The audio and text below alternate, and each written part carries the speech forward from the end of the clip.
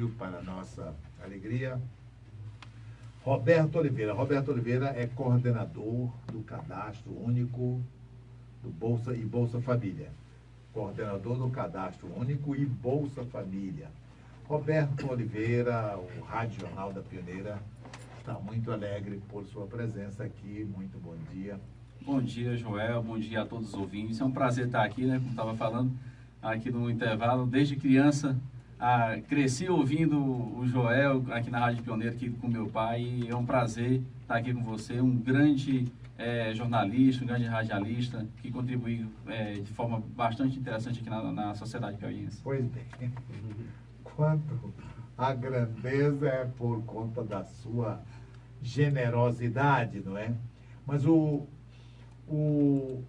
Bolsa Família completando 14, 15 anos? 15 anos. Completando 15 anos. E foi transformado em lei desde 2004. Esse programa de transferência de renda, transferência direta de renda, que representa, na sua concepção, que dimensão tem do ponto de vista da assistência social? Na verdade, Joel, o programa Bolsa Família, quando ele iniciou, ele teve uma resistência muito grande, né? Porque muita gente falava, vai dar o peixe ao invés de ensinar a pescar. E hoje, depois de um certo tempo já de execução do programa, nós temos já acompanhado alguns frutos. É muito interessante o programa Bolsa Família por vários aspectos. Primeiramente, eu acho que, depois de acompanhar o programa Bolsa Família por longos anos, dentre esses 15 anos aí de existência, eu acho que é quase um professor de eficiência governamental. Porque ele utiliza apenas 0,47% de toda a riqueza do Brasil, né, 0,47% do PIB, e consegue ter uma resolução, uma ampliação, um alcance também do programa muito grande, atendendo na área de saúde, na área de educação, favorecendo também na redução da mortalidade infantil, no combate à desnutrição, à obesidade, combate à evasão escolar, que eram problemas, que são problemas, na verdade, que acaba contribuindo para a chamada repetição, o ciclo intergeracional de pobreza. Né? Aquele ciclo onde nasce uma família, a pessoa não tem oportunidade, vem um filho, também não consegue sair daquela situação porque não tem oportunidade. Então, o programa Bolsa Família também é interessante porque ele cobra também dos agentes públicos. Então, todo prefeito, né, quando ele assina o termo de adesão do programa, ele recebe o programa do município, mas ele tem que ofertar a escola, tem que ofertar o posto de saúde, assim como a família também tem que acessar os serviços. Então, é muito interessante por esses aspectos. E com relação também até denúncias, a gente observa que o programa Bolsa Família tem se preocupado em se aperfeiçoar ano a ano nos processos de fiscalização, que é algo muito positivo também. Só para ter uma ideia, no ano passado, mais de 28 mil famílias no Piauí saíram do programa só porque melhoraram de renda ou porque realmente estava irregular. Então, isso acontece porque a gente faz amplos cruzamentos de dados, consegue identificar uma evolução também no desenvolvimento econômico das famílias, e as famílias são chamadas a sair do programa para darem vaga para outras famílias que estão precisando. Agora, quando o Bolsa Família começou, ele tinha um contingente, uma quantidade de famílias. E isto vem crescendo ou diminuindo. E numa situação ou noutra, quais são as razões? Então, é muito interessante isso, porque quando o programa Bolsa Família começou, ele começou de forma tímida, né?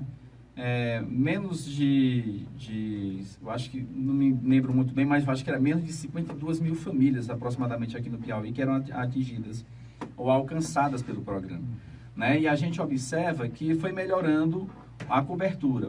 Agora, essa cobertura que nós temos do programa Bolsa Família, que aqui no Piauí é mais de 455 mil famílias aproximadamente, dá em torno de 95 milhões de reais por mês. Para você ter uma ideia, Joel, a importância também econômica do programa Bolsa Família é muito grande. Só no Piauí, por ano, entra mais de 1 bilhão e 100 milhões de reais. Né? E se você pensar na alíquota do Estado, em torno de 18%, 19% de ICMS, pensar em outros serviços, encargos, movimentação da economia. Então, o Estado mesmo consegue captar boa parte desse recurso e prestar serviço para a população. Agora, hoje a cobertura do Bolsa Família é dada pelo IBGE. Então, nós trabalhamos com os índices de pobreza e de extrema pobreza que é dado pelo IBGE. Por isso que o programa foi ampliando, né? Então, ele foi ampliando no caminho de alcançar aquilo que o IBGE dizia que tem de pobre e extremamente pobre em cada estado brasileiro. O Rádio Jornal da Pioneira está ouvindo o jovem Roberto Oliveira, coordenador do Cadastro Único e Bolsa Família, que se vincula à Prefeitura de Teresina. Na verdade, o programa Bolsa Família ele é bem amplo também, até nessa parte governamental, né? A gente aqui fica vinculado ao governo do Estado, à Secretaria de Assistência Social e Cidadania, a SASC, mas ele tem, sim, braços em todos os municípios, né? E aí eu queria aproveitar até o momento, se você me permite, Joel, tem colegas aqui do interior do Estado, estão ouvindo agora, a gente divulgou até para a gente poder estar parabenizando eles, né? Porque o Bolsa Família é uma grande engrenagem. Nós temos, por exemplo, mais de 380 mil crianças que são acompanhadas na frequência escolar, mais de 475 mil famílias que são acompanhadas pelo agente comunitário de saúde, e isso tem uma engrenagem muito grande. Muita gente fala assim, a Bolsa Família vai acabar. Para acabar, tem que desmontar uma engrenagem que é gigante.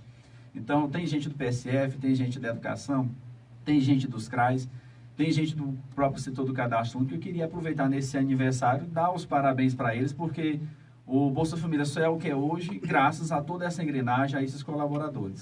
O Bolsa Família tem também, como você citou, o IBGE, uma estrutura que dá sustentação a classificar a faixa, não é, de produção ou da economia por cada município. Teresina e as demais cidades, considerando a proporcionalidade, qual desses municípios é o que mais abriga, mais ampara famílias através do Bolsa? É bem interessante. Na verdade, os municípios mais populosos têm maior concentração de Bolsa Família, né? Agora, Teresina tem aproximadamente 68, 69 mil famílias beneficiárias, depois vem Parnaíba, né? Agora, a gente observa que realmente os municípios do mais eixo semiárido, ela consegue proporcionalmente ter maior quantidade de beneficiários. Exatamente. Porque na assistência social, como você sabe também, a gente trabalha com um princípio chamado de equidade. Ou seja, aquele que mais precisa é que vai ter mais atenção, mais apoio, né? E o Bolsa Família também não é diferente. Como ele tem um critério de renda bastante focalizado, que é de famílias de 0 até R$ 178 por pessoa, então ele consegue delimitar muito esse público e atingir realmente quem mais precisa. Quais são os critérios? E houve um determinado período que havia uma busca, uma procura, uma fila enorme de famílias e que não estavam a receber. Qual é a distância hoje entre os que estão sendo atendidos e aqueles que estão na espera, as famílias aguardando a sua oportunidade do Bolsa Família? Na verdade, Joel, esse fluxo de entrada e saída de famílias é algo constante. É muito dinâmico? É muito dinâmico, muito dinâmico. Por exemplo, agora nós estamos finalizando o processo de revisão e averiguação cadastral de 2018. E já estamos iniciando de 2019. Então, nesse intervalo, a gente está recebendo, inclusive, vários relatórios da Caixa Econômica, que é outro parceiro nosso aqui em Teresina, né, a Gigov, aqui da Caixa Econômica, e está mostrando que vários municípios que tiveram queda na quantidade de beneficiários do programa estão tendo novas concessões de beneficiários. Então, nós temos uma média, que é essa média de 450 mil beneficiários, mas, eventualmente, não são as mesmas pessoas. Muita gente pensa assim, poxa, esse número nunca baixa. Na verdade, ele não baixa porque nós temos uma meta do IBGE, quando sai alguém, entra alguém que está fora. E, geralmente, essa lista, chamada lista de frequência, de espera do programa Bolsa Família, algo em torno de 6 mil, 7 mil, que fica ali aquela população flutuante, né? Uma hora pode estar dentro do programa, uma hora pode estar fora, mas em torno de 6 mil, 7 mil famílias que ficam lá recebendo, ou na esperança de receber o benefício do programa Bolsa Família. O Rádio Jornal da Pioneira vai, depois, dentro do instante, procurar saber com Roberto Oliveira, coordenador do Cadastro Único e Bolsa Família, sobre os critérios, né, claros, e também sobre a probabilidade ou a existência de fraudes. Existem queixas, denúncias de que pessoas que não estão nessa linha de pobreza, não estão perfilizados no perfil que o Bolsa Família define, recebendo esse benefício. Vamos saber se isto existe e quais as políticas para coibir esse tipo de fraude. São 8h20 em Teresina, 8h20. Quais são os critérios que orientam para a execução desse programa Bolsa Família no Brasil, no estado do Piauí? Hoje, os critérios para participar do programa Bolsa Família são pela renda per capita, né? Então, nós temos a renda per capita para a família pobre e extremamente pobre. A família considerada extremamente pobre, que é a família que tem possibilidade de receber até todos os benefícios do programa Bolsa Família, ela tem que ter uma renda de 0 até R$ 89,00 per capita, por pessoa. Já a família considerada pobre, ela tem uma renda de R$ 89,01 até R$ 178,00 por pessoa. Então, o limite máximo para participar do Bolsa Família é até R$ 178,00 por pessoa. Agora, é muito importante a pessoa entender que nós trabalhamos com renda per capita, porque muita gente fala assim, mas fulano trabalha na prefeitura, trabalha não sei onde, mas depende de quantas pessoas... Sim, como comprova que as pessoas são dessa família. Exatamente, aí tem que... Então, aí nós temos uma questão, né, que o cadastro único ele é autodeclaratório. Então, pelo fato de muitas pessoas pobres realmente não terem condição de comprovar, ter um contador para assinar ou ter um contra-cheque, a entrevista é baseada na confiança, né? Então, é autodeclaratório. Então, a pessoa faz uma entrevista no CRAS, no cadastro único. Esse cadastro único, ao término da entrevista, ela vai ter que assinar e assina abaixo de uma declaração. Aí é muito importante, Joel, a gente colocar isso, que quando as pessoas assinam essa declaração, elas estão dando uma declaração de que aquilo que ela falou é fidedigno e elas podem responder pela lei. Que lá na declaração diz, declaro para os devidos fins, sobre pena do artigo 299 do Código Penal Brasileiro, que as informações declaradas por mim são verdadeiras e me comprometo a atualizar as informações sempre que houver qualquer mudança no perfil da minha família ou no prazo de 2 anos. É praticamente isso que diz a declaração. E o artigo 299 trata sobre o crime de falsidade ideológica. Que implica em prisão até. Prisão e multa, né? Então, na verdade, você pode pegar até 5 anos de prisão aí, porque falseou um documento. Aí tem gente que fala assim, mas é besteira, Bolsa Família. Não é só Bolsa Família. Porque o cadastro único, ele não trabalha só com Bolsa Família. São mais de 28 programas sociais. Tem gente que pode ganhar uma casa, no Minha Casa Minha Vida. Tem gente que pode ganhar uma cisterna porque diz que está sem abastecimento de água, né? E muitas vezes ter condição ou tem até um poço em casa. Tem gente que pode ganhar, inclusive, outros programas, né?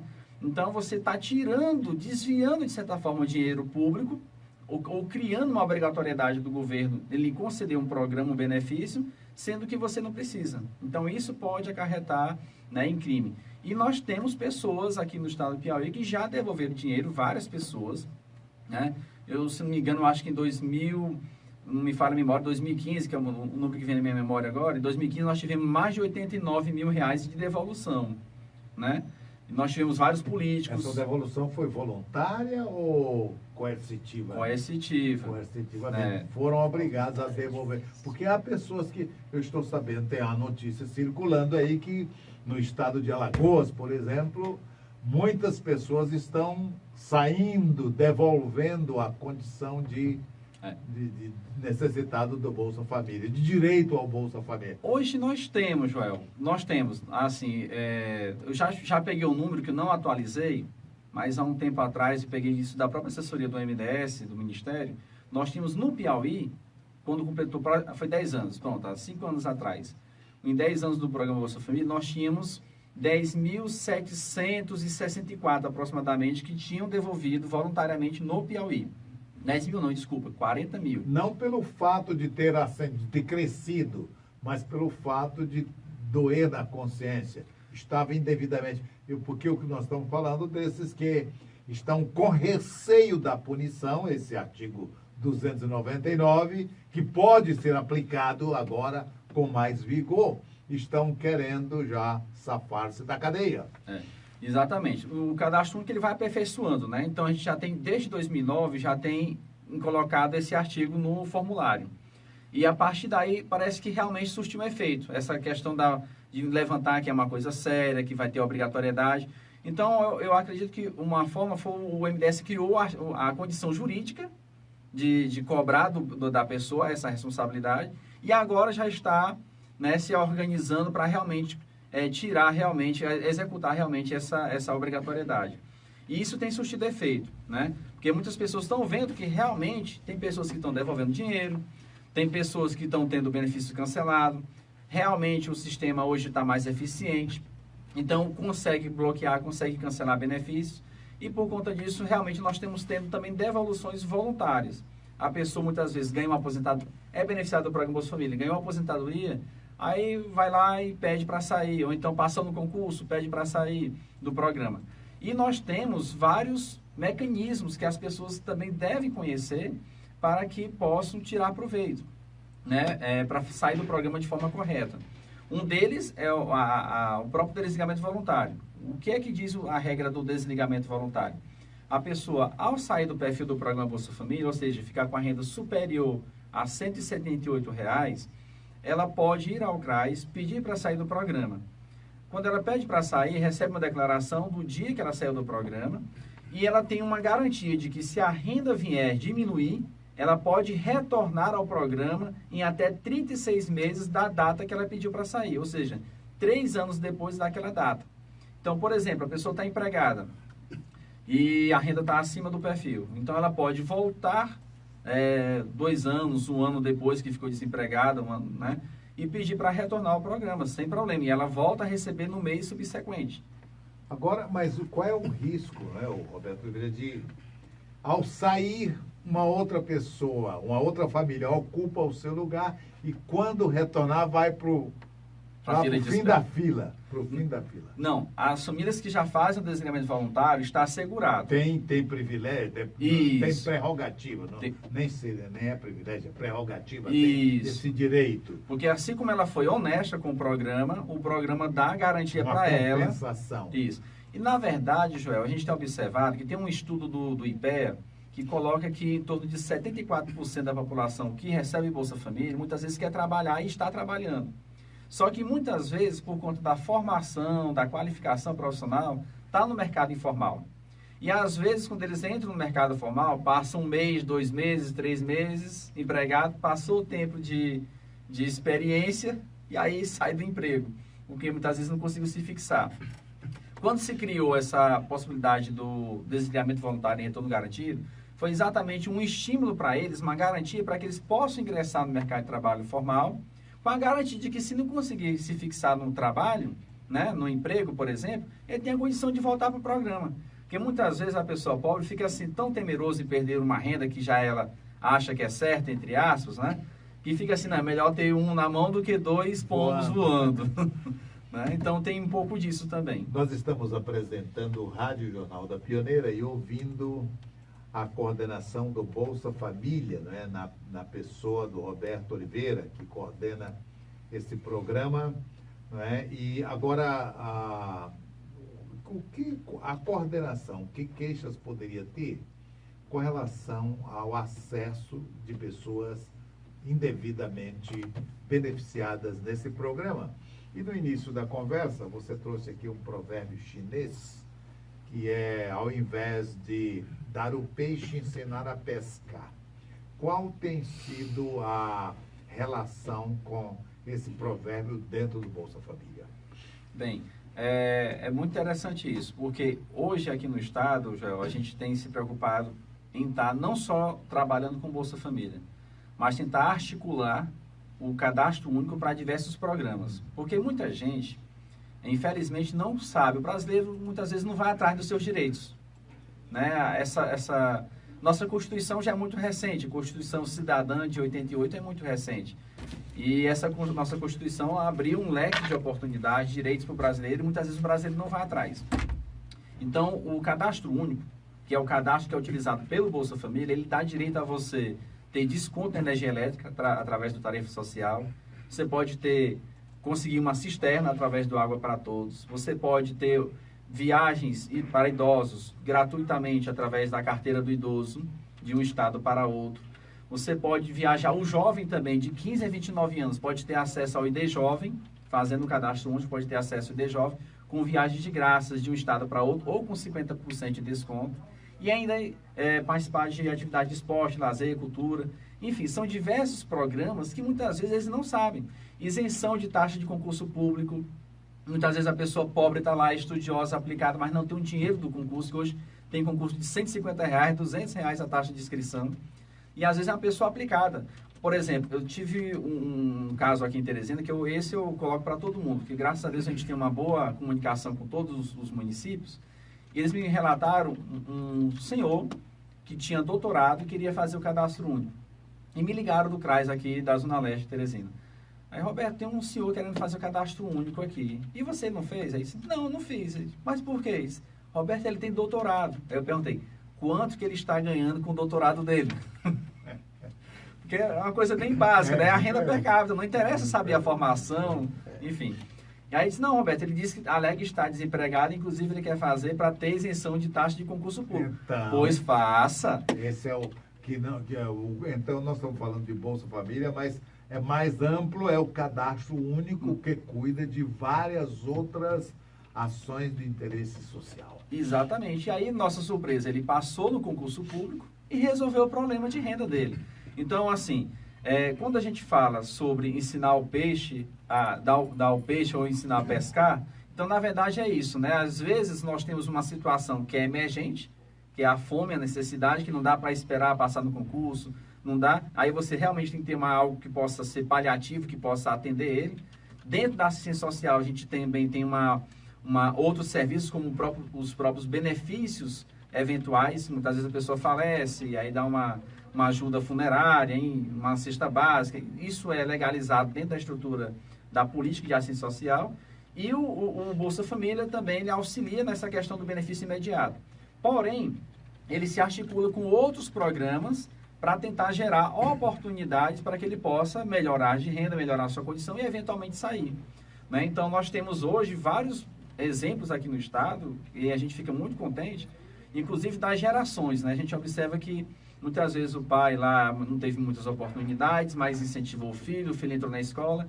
E hoje, para nossa surpresa, a gente tem a alegria de viajar pelo interior do estado e observar várias crianças, vários jovens que tiveram melhor oportunidade, estão ingressando na universidade federal, universidade estadual, né, pessoas, inclusive, por exemplo, eu cito o caso até do Luciano em Valença, que ele entrou na universidade estadual para medicina, né, a mãe dele vendia pimenta, né, lavava roupa e vendia pimenta. Quer dizer, onde é que você iria conseguir esperar que isso acontecesse, né, um tempo atrás? Então, isso se dá principalmente por conta da própria postura da própria pessoa, tem a vontade realmente proativa de ir atrás, de estudar, de querer conquistar, mas também existem as oportunidades que acabam facilitando, auxiliando também nesse processo. Nós estamos encerrando por enquanto, eu espero que em breve o Roberto Oliveira possa retornar aqui, porque não só o Bolsa Família, mas o cadastro único como um todo é interessante e faz parte, não é, José Maria, daquela necessidade de termos consciência política que também passa por isso. Nós não temos consciência dos nossos direitos e às vezes queremos reivindicá-los, confundindo com direitos e deveres que também não são cumpridos. Mas o que é que contraria, o que pode contrariar a coordenação do Bolsa ou o cadastro único na sua concepção, o que poderia ser corrigido para dar amplitude aos serviços? Na verdade, eu acho que a gente precisa avançar muito na utilização do cadastro único, Joel. Para você ter uma ideia, nós temos condições de saber estudo da população brasileira, de 14 milhões de famílias, que dá mais de 26, não, dá quase 50% da população brasileira, se você pegar pela amostragem de pessoas por domicílio. No Piauí dá 14 milhões de famílias, né? É muitas pessoas. Então, a gente tem como saber as condições de moradia, de saneamento básico, de abastecimento de água, de renda, de escolaridade, deficiência. Nós temos como saber tudo isso. A gente precisa utilizar dessa tecnologia que a gente tem hoje. O índice de desemprego e a oferta de emprego também pode utilizar isso cruzando com o CAGED. E uma das coisas que eu defendo muito aqui no estado do Piauí é isso, né? A gente teve um apoio do nosso secretário Zé Santana, que saiu agora nesse período, está na Ana Paula. Mas a gente precisa avançar isso aqui no estado do Piauí, utilizar a base do cadastro único para trabalhar com eficiência. Porque tem condição de eu, tipo assim, no programa de habitacional, já saber realmente quem precisa. E não preciso fazer nem cadastro prévio, porque o cadastro único já dá essa informação. Na hora de precisar de trabalhar com pessoa com deficiência, eu já tenho lá o cadastro de pessoas com deficiência. Eu já me auxilia eu trabalhar com aquela pessoa. Com idosos que estão fora, pessoas que estão precisando de alfabetização. Então, ele tem condição de mostrar isso também para a gente. Então, a gente precisa, tanto Estado e municípios, focar e trabalhar, utilizar o cadastro para trabalhar com maior eficiência. Eu acho que na gestão pública a gente tem que pensar dessa forma, ainda mais nos tempos de hoje, onde nós temos uma crise profunda, tanto nos municípios como no Estado. Eu acho que o cadastro único é um dos caminhos que aí nós podemos estar trilhando, avançando, aperfeiçoando para melhorar a máquina pública. As informações nesse sentido, as pessoas interessadas, as famílias necessitadas, quais espaços devem percorrer para se cientificarem dos seus direitos e também do dever, porque não é só o direito, né? As famílias devem procurar, toda família interessada, tanto ingressar no cadastro único, como também atualizar seus dados, devem procurar o CRAS, né, que é o Centro de Referência da Assistência Social, e a gente pede que sempre, em toda visita, leve logo os seus documentos, identidade, CPF, comprovante de residência, tanto o seu como dos componentes da família. E procure sempre saber, perguntar que outro programa pode participar, porque às vezes no trabalho, às vezes é tão cansativo e mecânico dos técnicos, que esquecem até muitas vezes de abordar, de comunicar que existe outro programa que ele pode participar. Então é sempre importante procurar esse CRAS. Em Teresina nós temos 17 no estado. 17 CRAS em Teresina. Em Teresina. Todo município, qualquer município tem CRAS. Todo município tem CRAS. Então, o menor deles tem. No mínimo um CRAS, mas todo município tem. E em todo município tem alguém vinculado, recebendo Bolsa Família? Tem. Se nós temos não há um município que não exista uma família? Não. No Brasil, inicialmente, em 2004 até 2005, tinha 3 municípios do Rio Grande do Sul que ainda resistiam em não entrar. Mas eles acabaram com pressão popular entrando no programa. Se enquadravam com relação ainda. Então era vaidade? Era vaidade. Bom. Roberto Oliveira, o Rádio Jornal da Pioneira agradece a sua participação e aqui combinando com o chefe da nossa produção, Rafael Santos, para que essa sua vinda seja mais frequente dentro das suas possibilidades, das suas conveniências, porque não deixa de ser uma colaboração de utilidade pública, né, preparando as pessoas para que não necessariamente entrem para esses programas, mas saibam por que alguém está lá.